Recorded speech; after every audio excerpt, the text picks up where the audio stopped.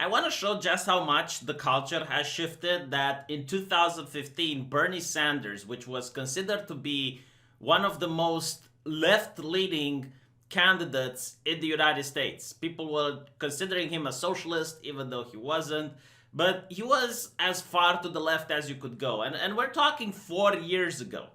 And Bernie Sanders said that open borders is what the Koch brothers want. That's a Koch brother proposal. And I want to like try to explain to people why big corporations just absolutely love open borders, because you will notice that a lot of big corporations, they claim to be left leaning. They have the rainbow flag. They're very left leaning on social issues. But when it comes to economics, they're incredibly conservative. They're very right leaning. And it's a little bit disappointing because I always viewed as the left wing, which is why I call myself a leftist, to be the ideology that defends the little guy. Is the ideology that defends the individual from big corporations, from big government, from religion, when it becomes oppressive. And I don't think that's what the left wing is now. The left wing is actually defending big corporations, and you have the right wing defending government. And it's important to talk about why this is, right? Because a lot of emotional arguments are being used in order to get people who aren't interested in economics to support the idea of open borders. So think of this from the perspective of a multinational corporation that, I don't know, sells cars, for example. If you want to make profit, you have to take certain things into consideration. Number one, you want to invest as little as possible into producing the cars. And one of the ways you can do this is by hiring cheap labor. And cheap labor can mean paying very little wages, like the lowest the market allows you to. And it also means that you don't want to pay taxes for the government. You want to get subsidies. You want to try and make sure that you can get away with not paying healthcare. You can get away with not with overworking your staff. So if you can get your workers to work 10, 11, 12 hours a day, that's the better. So I'm talking like the possibilities of cutting costs. Now, one of the ways companies do this is by taking their business into second world countries, or developing nations as they call it, where the government doesn't have such strict rules when it comes to the healthcare that workers can get, when it comes to the labor laws in those nations. So a lot of companies will go into either China, or they will go into Mexico, or like in some of these areas where it's a lot cheaper to get labor, and then they want to get as much money for the product they produce there. So they're going to try to sell it to the United States or to the European Union, because the people here have more money to spend, and they can sell these products a lot better than they can sell it in the countries where they manufacture them. Now, here comes Donald Trump, and he is pissing off these corporations because he starts having tariffs. So all of a sudden, yeah, sure, you're producing your car in a cheap nation, in a nation where it's cheaper to produce, I mean, and when you want to sell it to America, you have to pay a tariff, and that kind of screws your profits. So, like all these big corporations, they're all of a sudden for, free trade. Because they don't want this tariff to come in. They want to be able to basically go to countries that don't have labor laws, that don't have strict security, or the government is corrupt and doesn't care if the companies abuse their workers, or like Amazon needs to have suicide nests because people try to commit suicide while working for them. Another way that they can try to get cheap labor is actually going into the United States and hiring illegal workers, because if you hire an American citizen, well, you have to give him healthcare. You have to make sure that there are safety conditions that are in your factory. If you hire an illegal worker and you're overworking him, and you're making him work 12 hours a day, and he gets in a work accident, where is he going to complain? He's illegal. He's not supposed to be in that country. He can't seek help from the authorities and sue your ass. So not only can you cut costs on things like work safety and healthcare? But you also can get people that are willing to work for less because they literally have nowhere else to go. So this is why the corporations are for open borders, because now you can get just cheap labor, and it is bewildering. Like it has gotten to the point where the U.S. government is aware that some companies are openly hiring illegal immigrants, and they don't do anything about it. Like they just turn a blind eye. It's like, yeah, that's fine. And what this does is that, number one, the working class of the country that these businesses set in are going to find a difficult time finding a job. Like for me as a Romanian, for example, if I want to open something, like let's say I want to open a bookstore, well, I have to compete with Amazon. Good luck with that. If I want to open a kiosk to sell something, well, I have to compete with Penny Market and Kaufland and Carrefour and all these other super conglomerates. And like it's very difficult not only to find job, but also to be like an upstart entrepreneur and start a business. Like if you wanna work, you have to go to these companies and put with the wages that they're offering. And it's interesting because I looked at it that Kaufland, for example, offers one wage for a Romanian working in Kaufland, but a German working in Kaufland for doing the exact same job is going to get 5 times the wage of a Romanian here. And people say, well, yeah, but the price is different. No, it's not. You look at the profit margin that a store from Kaufland makes with one of Romanian makes. I think the one in Romania actually makes more, and I'll tell you why. Because they don't pay taxes.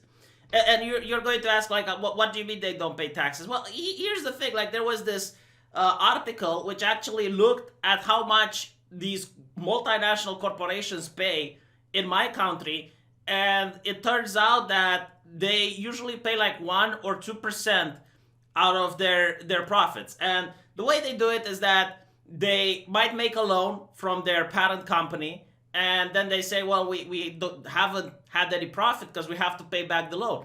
And the Romanian government, might send a couple of investigators, like the Romanian equivalent of IRS, to check to see if everything is up and up. But they're going to be met with a team of lawyers and a team of accountants of world renown, to the point where they're so expensive to hire you can't even piss next to them. So it's actually more expensive for the Romanian government to investigate these companies. Not to mention, like, if you start doing it and you start making legislation to keep them in line, the European Union will immediately frown upon it and say you're not allowed to do it. Like, there was this greed tax that the Romanian government wanted to pass on banks, on foreign banks, and the European Union was up in arms. So, like, when you look at it, they constantly try to say that these ideas of open borders are actually for socialism, and they're, in order to improve the human condition and to help poor people. In reality, it's to help big businesses, all right? And it's very economically savvy and economically feasible to do what they're doing. And the other argument is that, well, this is good for the economy, and that this actually improved the economy. I guess it's true.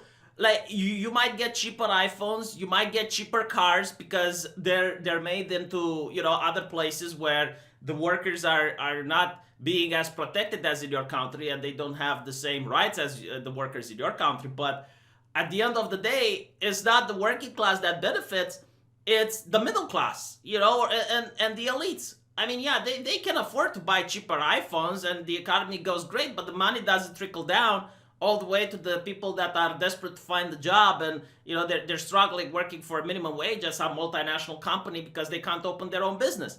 So yeah, all in all, you need to look at the economic aspect, and Bernie Sanders in the United States called this out 4 years ago. We're not talking about a decade ago or like a century ago. No, like recently this has happened. And, like, no one in the left wants to talk about it. So, yeah, this is why they hate Donald Trump. They hate him because of tariffs.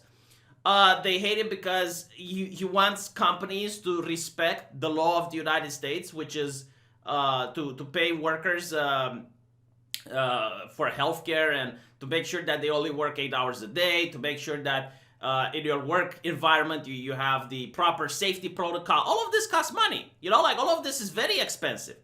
So a lot of companies are like, okay, we're going to move to Mexico. And when they move to Mexico, it's like, oh, tariffs. Oh, shit. Or they move to China and it's like, oh, tariffs. Oh, that's not good.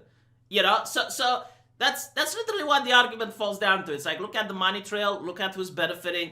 And the nations don't benefit either. Like my country, and I kept saying this, has lost 4 million people since the European Union. They went abroad, all right? Like they're not here. And there's estimates that we're going to lose 4 million more. So 8 million people, that is the active population, that is the population who pays taxes, who drives the economy. Yeah, they left the country. And now the population is also in decline.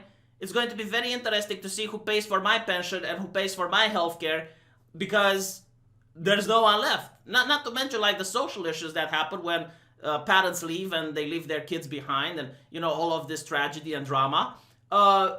You're not like I watched the Guardian interview, and they were talking with the Romanians from Britain. Why didn't they want to talk with the Romanians from back home and go to some of these villages that are completely desolated and they're just filled with elderly people who can't even plow the land anymore, and see the depression? Like go into a hospital and just see the depression of old people who have been abandoned by their kids because they went to Germany, to Britain, to Spain, to all of these places to work. Because you have to look like, okay, I can work at a Kaufland here for like, I don't know how much they pay, like $100 or $200 or something.